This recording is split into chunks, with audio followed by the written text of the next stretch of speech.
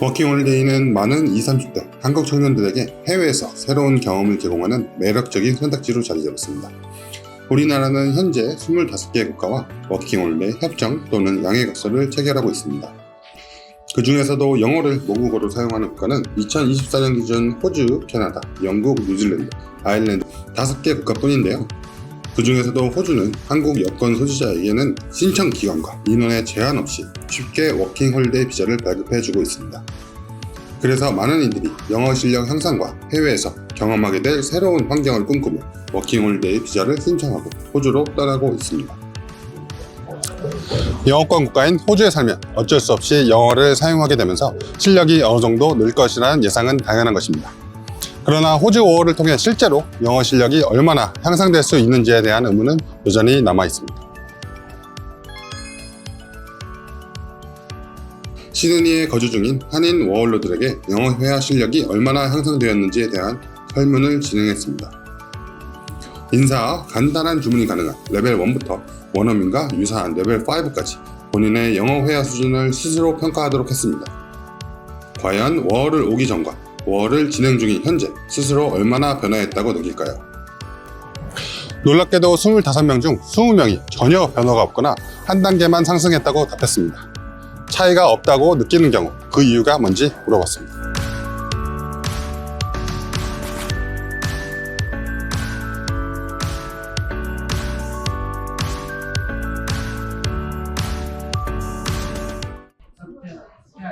어느 정도였다고 좀 설명해 주실 수 있어요?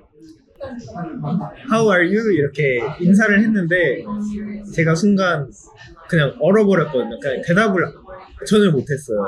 되게 당황하고 그냥 같이 좀 어울려서 뭔가 가벼운 얘기 정도는 할 수 있는 수준은 되는 것 같아요.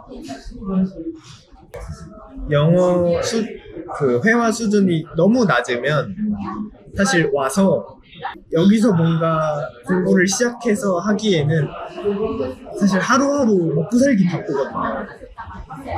당장 잡을 구해야 되는데 영어를 못하면 어쨌든 결국 한국 사람들이랑 일을 하게 되고 저도 예전으로 돌아간다면 좀 더 준비를 해서 보지 않을까.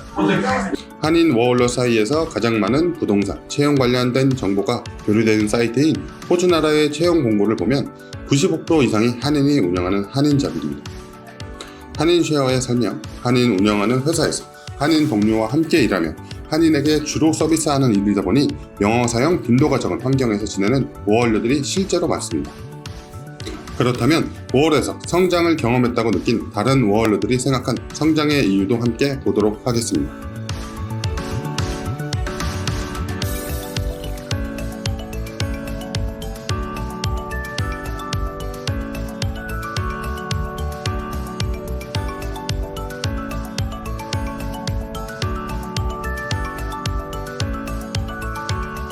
딱 한 명 워홀 기간 1년 중 3단계의 실력 성장이 있었다고 느낀 워홀러가 있어 조금 더 자세한 인터뷰를 요청해 보았습니다.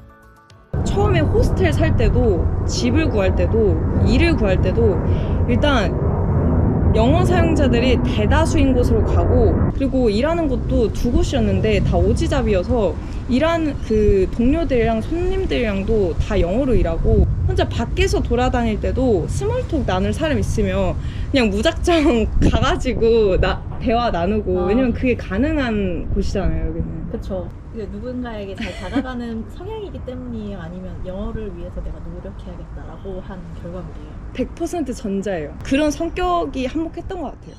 그런 두려움은 없었어요?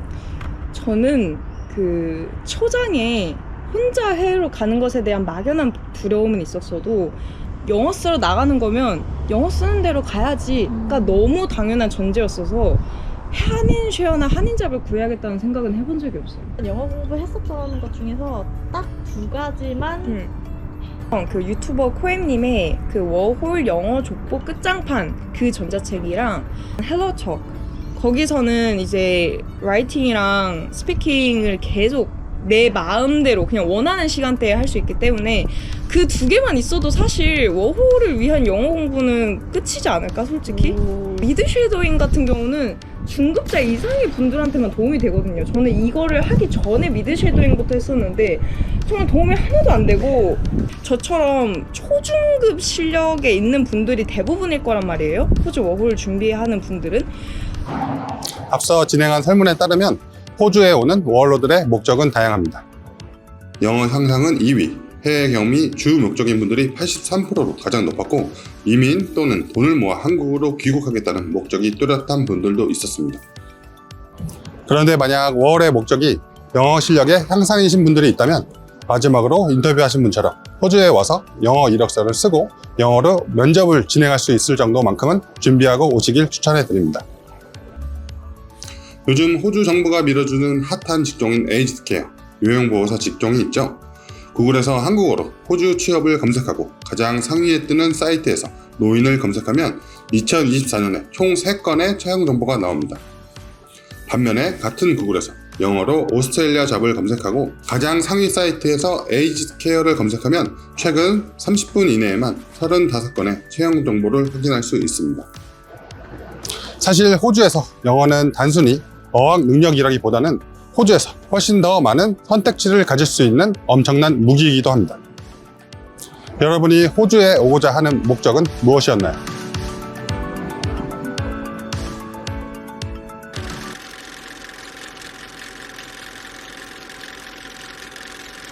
영어 실력을 늘리겠다 하는 아직 한국에 계신 분들한테 한마디.